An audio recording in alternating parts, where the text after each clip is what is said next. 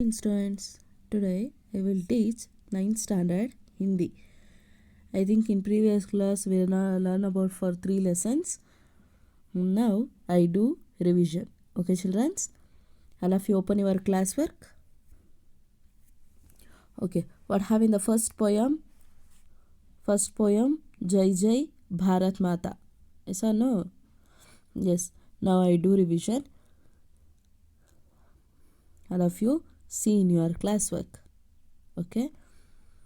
जय जय भारत माता कविता का कवि कौन है? First mine answer the following questions.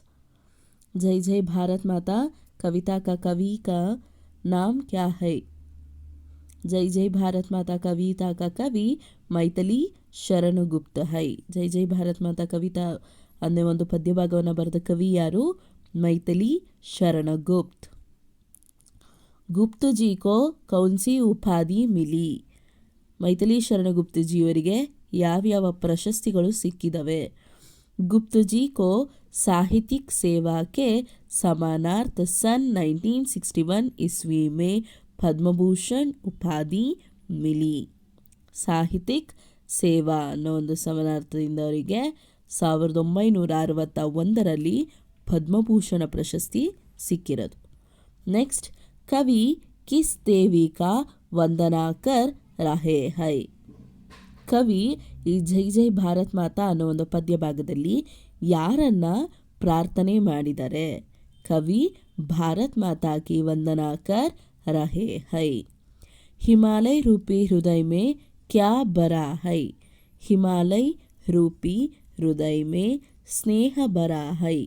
ಅಂದರೆ ಹಿಮಾಲಯ ಅಂದರೆ ಅತ್ಯಂತ ಎತ್ತರವಾದ ವಿಶಾಲವಾದಂತಹ ನಮ್ಮ ಭಾರತೀಯ ಹೃದಯದಲ್ಲಿ ಏನು ತುಂಬಿದೆ ಅಂದರೆ ಸ್ನೇಹದ ಭಾವನೆ ತುಂಬಿದೆ. ಪಾನಿ ಕೈಸೆ ಫೂಟ್ ಆತಾ ಹೈ? ಪಾನಿಯ ಉಗಮ ಹೇಗಾಗಿದೆ, ಹೇಗೆ ಬರುತ್ತೆ? ಪಾನಿ ಸೌ ಸೋ ಸೋತ್ರೋನ್ ಸೆ ಬಹ ಬಹ ಕರ್ ಆತಿ ಹೈ. ಪಾನಿಯ ಮೂಲ, ನೀರಿನ ಮೂಲಗಳು ತುಂಬ ಕೆರೆ, ನದಿ, ಸರೋವರ, ಬಾವಿ ಇವೆಲ್ಲ ನೀರಿನ ಮೂಲಗಳು. ಇವೆಲ್ಲದರಿಂದ ನೀರು ಹರಿದು ಬರುತ್ತೆ, ಹೌದಲ್ವಾ? ನೆಕ್ಸ್ಟ್, ಪಾನಿ ಮೇ ಕ್ಯಾ ಕೀಲೆ ಹೈ? ನೀರಿನಲ್ಲೇ ಆಟವಾಡಿ ಬೆಳೆದಂತಹ ಹೂ ಯಾವುದು? ಪಾನಿ ಮೇ ಕಮಲ್ ಕೀಲೆ ಹೈ. ನೀರಿನಲ್ಲೇ ಬೆಳೆಯುವಂಥ ಹೂವು ಕಮಲ. ಸುಂದರ್ ಭಾವ್ ಕಹಾ ಪಲೆ ಹೈ? ಒಳ್ಳೆಯ ಭಾವನೆಯನ್ನು ನಾವು ಎಲ್ಲಿ ನೋಡ್ತೀವಿ? ಭಾರತ್ ಮಾತಾ ಕಿ ದಾನಿ ಆಂಚಲ್ ಮೇ ಸುಂದರ್ ಭಾವ್ ಪಲೆ ಹೈ. ಭಾರತ ಮಾತೆಯ ಮಡಿಲಲ್ಲಿ ಅಥವಾ ಭಾರತ ಮಾತೆಯ ಅಂಗಳದಲ್ಲಿ ನಾವು ಸುಂದರ ಭಾವ ಅಂದರೆ ಒಳ್ಳೆಯ ಭಾವನೆಗಳನ್ನು ನೋಡ್ತೀವಿ. This much having one word question answers, total 7 questions. Okay children, all of you understand that? Okay, I will continue next. 2-3 वाक्यों में उत्तर लिखिए. That means answer the following in 2-3 sentences. First question, Himalaya के बारे में कवि की भावना क्या है?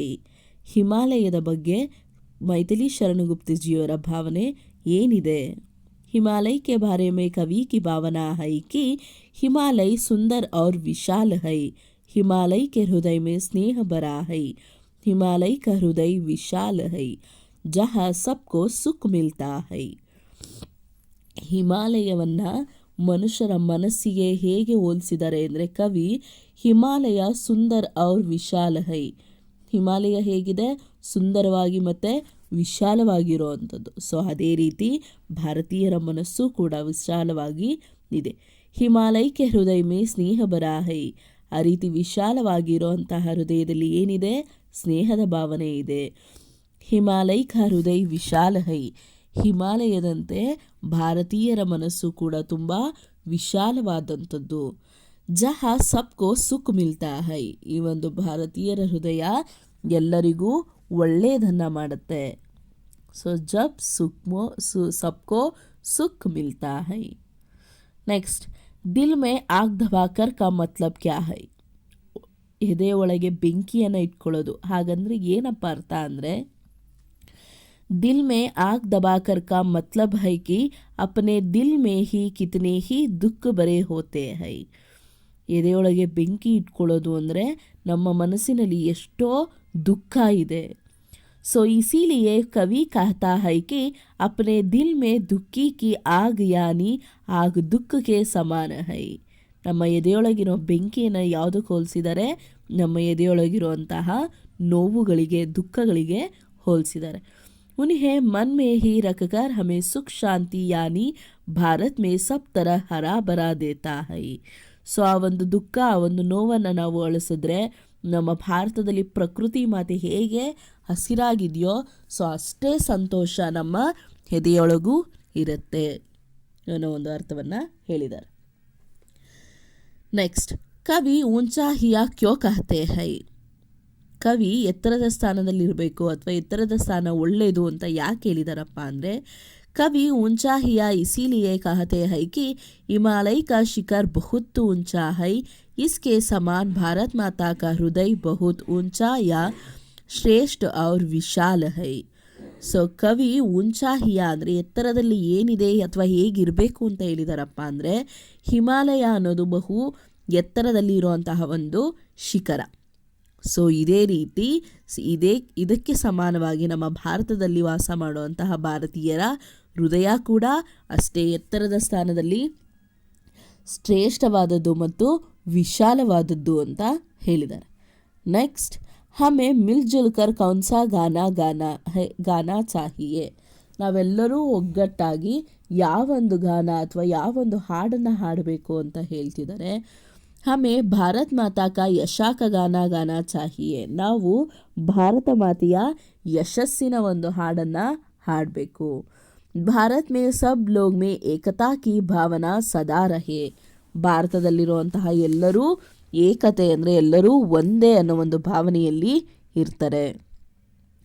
इसी एकता में हमें आपस में मिलकर भारत माता की यशा या कीर्त का गाना चाहिए. ಸೊ ಹಾಗಾಗಿ ಭಾರತ ಮಾತೆಯಲ್ಲಿರುವಂತಹ ಎಲ್ಲರೂ ಒಗ್ಗಟ್ಟಾಗಿ ಭಾರತದ ಕೀರ್ತಿಯನ್ನು ಅಥವಾ ಭಾರತದ ಯಶಸ್ಸನ್ನು ಹಾಡಬೇಕು ಅಂತ ಹೇಳಿದ್ದಾರೆ.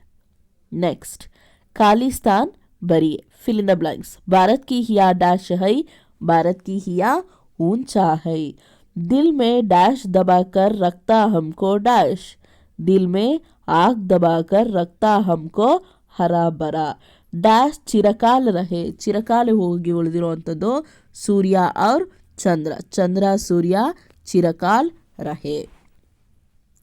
नेक्स्ट, नमूने के अनुसार तुकांत शब्द लिखिए. That means rhyming words in this poem having some rhyming words.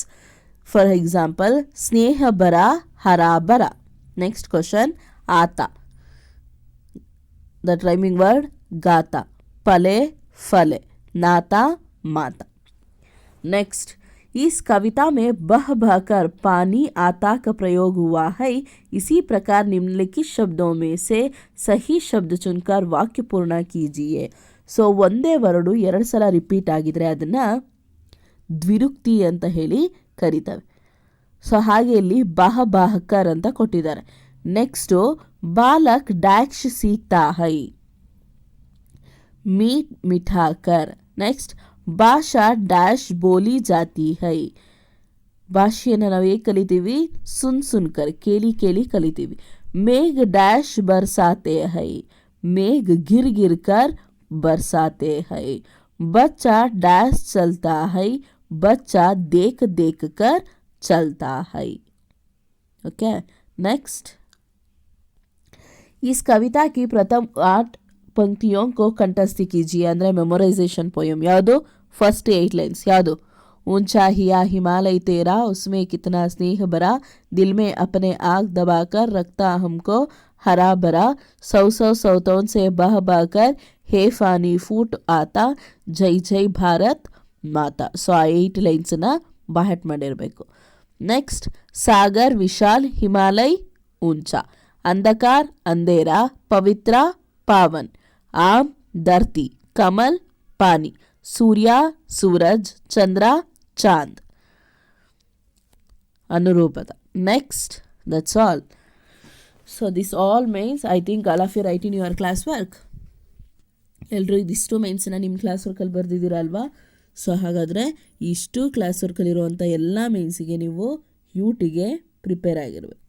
So all of you practice in your rough book. In the next class I will give UT. Okay, children. Now I read all mains ones. All of you listen that. If you having any doubts, ask me. Okay.